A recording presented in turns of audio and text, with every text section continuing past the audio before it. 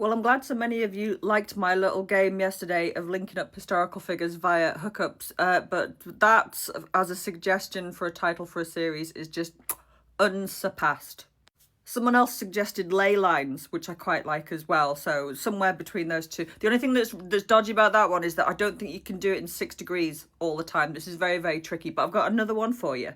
So we're going to be connecting Napoleon Bonaparte himself with Mary Shelley, the author of Frankenstein, through hookups/rumoured hookups.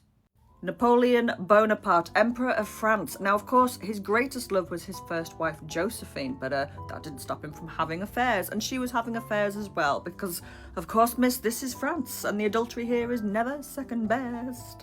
And one of the women he was having an affair with was this person, Marguerite Georges. I don't actually know if that's how it's supposed to be pronounced, so I'm very sorry. I was just trying to give it a bit of a French spin. Marguerite was one of the greatest actresses of her generation. She was famous across France, and if this picture is anything to go by as well, she had an amazing rack. She had a brief affair with Napoleon from 1802 to 1804, so she would have been 15, and he would have been in his 30s. Nice. But the other person that Marguerite had an affair with was Arthur Wellesley, the first Duke of Wellington. Shock. Yeah, that's right. If Marguerite's account is to be believed, then Wellington and Napoleon actually shared a mistress. And I will just say here that it's Marguerite's account of this. In fact, that she did actually say that Wellington was the better lover, but it's her account that confirms this. He never said anything about it. So some historians have gone, well, I don't think so. I think so. The reason that I think so is because Wellington was an absolute fanny rat. It's not spoken about very much in his history, but if something stayed still long enough, he would have a go at it. He was notorious for it. So I am definitely counting that as a hookup.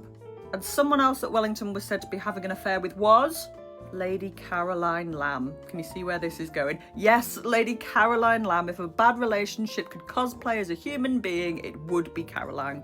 I've done a video on Caroline before, you can go back and look at it. Well, suffices to say here that she was a very intense young lady, and she was having an affair with Wellington. Caroline and Wellington hooked up in 1815, I think it was, when she went over to Europe to nurse her brother back to health because he'd been injured at Waterloo, and she meets Wellington, and some say it's an affair, some say it's a one-night stand. It's just a bit of a throwdown by all accounts, but it happened. But the most famous lover of Caroline's life is Byron. Oh, Byron. Quite a terrible human being, but very useful for this game because boy did he put it about a bit. His relationship with Caroline was famously traumatic for everybody involved. I mean, really, we were moving into restraining order type of a territory, and Caroline was the one who said he was mad, bad, and dangerous to know. He's just a general cad, but that definitely happened. And someone else that he had a relationship with was this person, Claire Clairmont. Oh, Claire. Claire. If there was any person who had been pumped and dumped by the Romantic movement, it's Claire Clairmont. She was the stepsister of Mary Shelley, and when Mary and Percy Bysshe Shelley eloped together to Europe to run away and get married, she came with them. It's always been quite confusing what's going on there, but just hold that thought. But once they were over in Europe, Byron turns up, and then what happens? Byron and Claire have this affair together, she gets pregnant, and then he fucks off and doesn't want to acknowledge the child for ages and ages, and he's a real shit about it. He's written letters that say things like, well, what was I supposed to do? She wanted to have sex with me. I don't know, Byron. I don't know. Maybe put it away and just help this lady. Maybe that. Poor Claire. Or maybe not quite so poor Claire, because she has long been rumoured to have been having an affair with this person too. Percy Bysshe Shelley, her half-sister's husband. Now, we are into speculation here because there isn't really any smoking gun, but it has long been suspected that Percy and Claire did hook up. They may have even had a child together. Certainly, a child appears at one point, a baby that he registers, and no one really knows who the mother of this baby is, but at the time, Claire was described as being sick.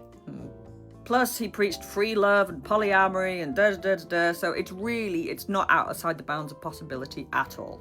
And then it's only a hop, skip and a jump to Mary Shelley, who eloped with Percy Bysshe Shelley when she was only 16 years old after losing her virginity to him on the gravestone of her mother. So off to a cracking start, guys.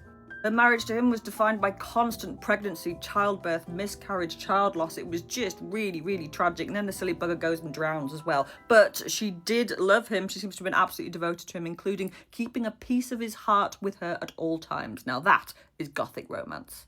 That is also how you get from Napoleon to Mary Shelley via hookups.